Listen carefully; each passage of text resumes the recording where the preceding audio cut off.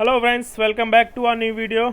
आज हम बात करने वाले हैं हमारे चीफ मिनिस्टर के बारे में कि इनकी अपॉइंटमेंट क्या है, इनका फॉर्मेशन ऑफ गवर्नमेंट क्या है, इनका फंक्शन क्या है और इनकी रिमूवल, इनकी सैलरी, उन सब चीज़ों के बारे में बात करेंगे। तो जिन्होंने भी इस वीडियो चैनल को सब्सक्राइब नहीं किया वो प्लीज़ इस चैनल को सब्सक्राइब करिए, लाइक शेयर करिए, क्योंकि आपके लिए ऐसे ही हमारे जो पॉलिटी, ज्योग्राफी, हिस्ट्री के वीडियोस आते रहेंगे और आपको जो एग्ज़ाम के लिए बहुत ज़्यादा हेल्प मिलेगी। ठीक है, तो वीडियो शुरू करते हैं। आज इस वीडियो में जो हम टॉपिक्स कवर करने वाले हैं वो ये हैं कि हम कौन से आर्टिकल के अंडर में ये सारी चीज़ें आती हैं, इनका अपॉइंटमेंट कौन करता है, फॉर्मेशन गवर्नमेंट, रिमूवल क्या है, इनकी सैलरी क्या है, फंक्शन ऑफ चीफ मिनिस्टर क्या है। ठीक है, तो पहले बात करते हैं चीफ मिनिस्टर। चीफ मिनिस्टर क्या होता है? चीफ मिनिस्टर हेड होते हैं स्टेट गवर्नमेंट के, ठीक है, और समटाइम्स यूनियन टेरिटरी के, जैसे कि दिल्ली एंड पौंडीचेरी। जैसे कि दिल्ली में अपने हैं अरविंद केजरीवाल, ठीक है, ठीक उसी तरह से कुछ यूनियन टेरिटरी में जो चीफ मिनिस्टर होते हैं, लेकिन ये हेड होते हैं किसके? स्टेट गवर्नमेंट के। लेकिन अकॉर्डिंग टू कॉन्स्टिट्यूशन गवर्नर को हेड कहा जाता है किसी भी राज्य का। ठीक है, अब ये आते हैं आर्टिकल 163 टू 167 पार्ट 6 में। और आर्टिकल 163 में अगर बात करें तो सीएम डिफेक्टो होते हैं और गवर्नर डी ज्यूरी। यहाँ पर यह है कि हस्बैंड वाइफ का रोल है। यहाँ पर अगर आप मान के चलो तो सीएम है वाइफ और गवर्नर है हस्बैंड। ठीक है, तो यहाँ पर अगर मान लो सीएम पैसे खर्च कर रहा है कहीं पर, तो देने का काम कौन कर रहा है? गवर्नर, यानी कि हस्बैंड।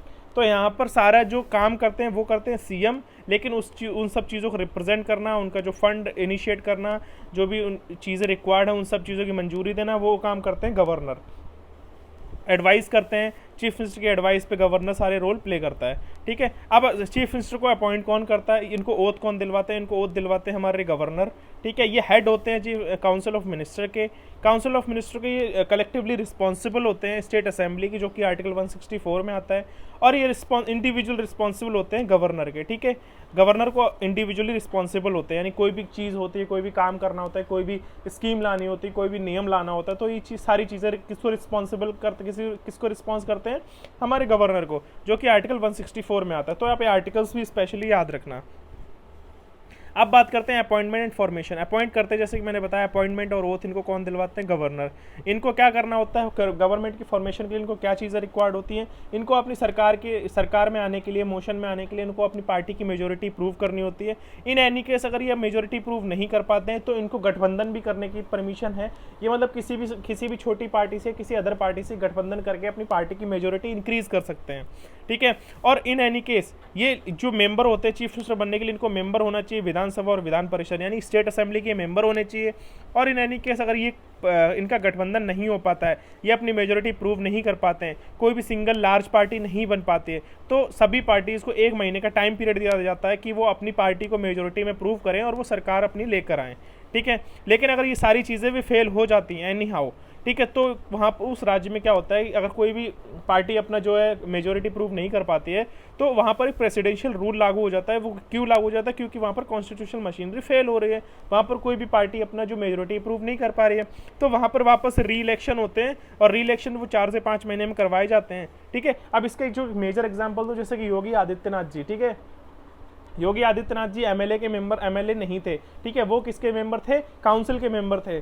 उनकी पार्टी मेजोरिटी में नहीं थी, लेकिन उनको कुछ टाइम पीरियड दिया गया, 6 मंथ उनको दिए गए थे कि आप 6 मंथ्स में अपनी मेजोरिटी प्रूव करिए, और उन्होंने 6 मंथ्स में अपनी मेजोरिटी प्रूव करी और चीफ मिनिस्टर वो बन गए।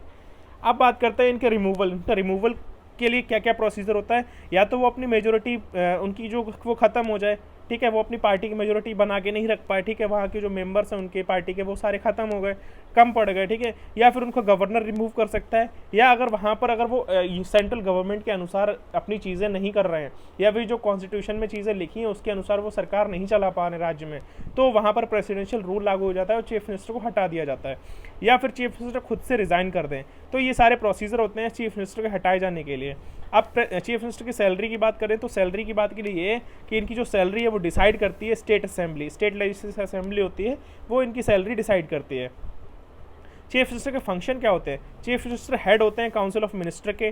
ठीक है, काउंसिल ऑफ मिनिस्टर क्या होता है मैं आपको बताऊंगा नेक्स्ट वीडियो में। काउंसिल ऑफ मिनिस्टर के वो क्या है, प्रिसाइड कर सकते हैं किसी भी मीटिंग को। काउंसिल ऑफ मिनिस्टर के साथ कोई भी वो मीटिंग अरेंज कर सकते हैं, ठीक है, चीज़ें कर सकते हैं, और वो एडवाइस करते हैं मतलब वो गवर्नर को एडवाइस कर सकते हैं किसी भी मेंबर को अपॉइंट एक एज अ मिनिस्टर अपॉइंट करने के लिए, ठीक है, उसको कौन सी मिनिस्ट्री देनी है कौन सी नहीं देनी है, ठीक है, वो रीशफल कर सकते हैं, पूरी मिनिस्ट्री को हटा के नए मिनिस्टर अपॉइंट कर सकते हैं। तो इनके पास इतनी सारी पावर होती है। फिर ये एडवाइस करते हैं किसको, गवर्नर को, कि अगर किसी मिनिस्टर को हटाना हो, अगर सबसे पहले वो क्या करते हैं, किसी भी मिनिस्टर को बोलते हैं कि आप अपने पोस्ट से रिज़ाइन कर दीजिए, आप अच्छे से रोल प्ले नहीं कर पा रहे हो अपनी पोस्ट पे। तो अगर वो मना कर देता है, इन एनी केस अगर वो रिज़ाइन नहीं करते हैं, तो वो गवर्नर को ऐसा एडवाइस करते हैं कि आप इन मिनिस्टर को हटा दीजिए, अपना जो रोल है वो अच्छे से प्ले नहीं कर रहे हैं, ठीक है, अपनी पोस्ट पर। अब क्या होता है कि चीफ मिनिस्टर चैनल होते हैं बिटवीन किसके, गवर्नर और काउंसिल ऑफ मिनिस्टर के। अब जैसे हेल्थ मिनिस्ट्री हो गई, एजुकेशन मिनिस्ट्री हो गई, रेलवे मिनिस्ट्री हो गई, या कोई भी मिनिस्ट्री होती है, ठीक है, अगर उनको कोई भी अपनी चीज़ें अपने डिपार्टमेंट में अपनी मिनिस्ट्री में इंप्लीमेंट करनी है और वो चीज़ें वो डायरेक्ट नहीं कर सकते हैं, ठीक है, तो वो क्या करते हैं, अपने चीफ मिनिस्टर को कहते हैं हेड ऑफ द, यानी कि जो हेड होते हैं काउंसिल ऑफ मिनिस्टर को, उनको यानी चीफ मिनिस्टर को कहते हैं, और वो चीफ मिनिस्टर जाके काउंसिल ऑफ मिनिस्ट्री के डिसीजन को रिप्रेजेंट करते हैं गवर्नर के सामने कि हम ये करना चाहते हैं। तो एक चैनल होते हैं, एक मीडिएटर होते हैं इन दोनों के बीच का। अब चीफ मिनिस्टर क्या कर सकते हैं, स्टेट पार्लियामेंट को डिसमिस कर सकते हैं और एक्टिव भी कर सकते हैं सेशन में, ठीक है। अगर उनको पार्लियामेंट में कोई भी चीज़ ज़रूरी है तो वो सारी पूरी पार्लियामेंट को बुला सकते हैं, यानी कि अपनी जो असेंबली है, स्टेट असेंबली है, उसको बुला सकते हैं, स्टेट पार्लियामेंट, ठीक है, उनको बुला सकते हैं और उस स्टेट पार्लियामेंट को डिसमिस भी कर सकते हैं। अब स्टेट का जो पूरा एडमिनिस्ट्रेशन है वो पूरा चीफ मिनिस्टर संभालते हैं।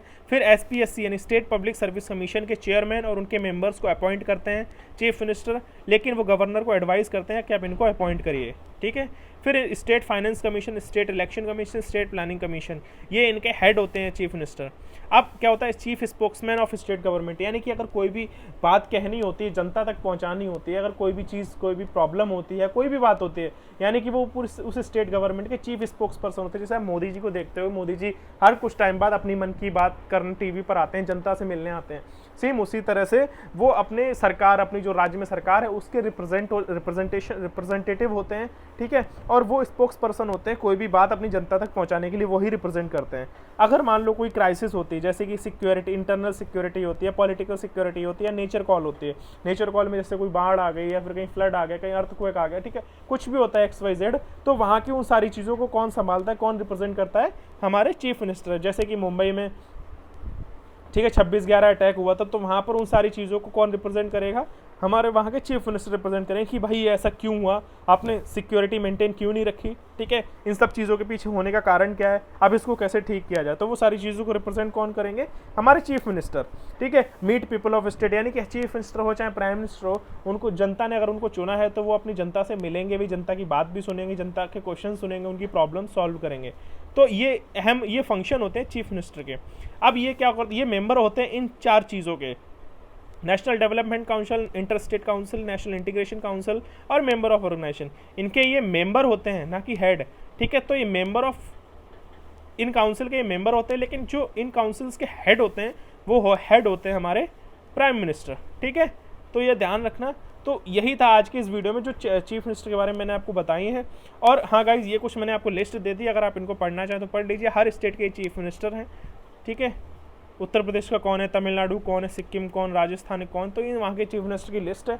तो आप इनको याद कर लीजिए। हो सकता है इन फ्यूचर आप अगर इंटरव्यू या पर्सनैलिटी टेस्ट में आपसे जाएं, अगर आप किसी राज्य से बिलोंग करते हैं तो आपसे पूछा जा सकता है।